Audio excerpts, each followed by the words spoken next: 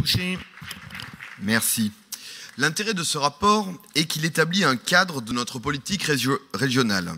Je partage beaucoup de ses orientations, comme l'aide au développement du sport pour tous, la valorisation des manifestations sportives qui participent de la vitalité de nos territoires, l'engagement à développer le sport adapté pour les porteurs de handicap.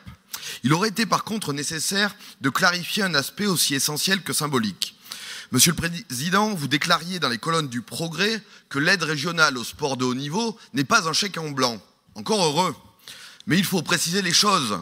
Un club coté en bourse, tel que l'OL ou l'ASM, dont le budget annuel s'élève à 30 millions d'euros, toucheront-ils de l'argent public de notre collectivité et à quelle hauteur ?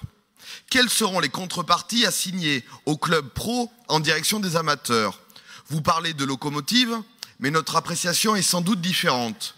Pour nous, la propulsion part de la base. Sans le sport amateur, le sport pro ne serait rien. Et à ce titre, les richesses produites par le second doivent également profiter au premier. De fait, on ne naît pas sportif professionnel. On le devient grâce à la formation suivie au préalable dans un club amateur.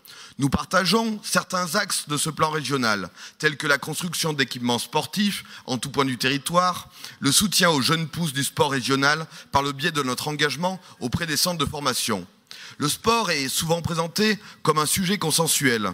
Il est cependant au cœur de contradictions et de tensions majeures entre sources d'émancipation et sport business.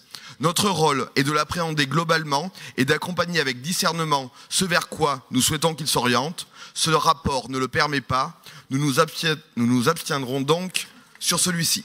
Merci beaucoup, Monsieur Joly.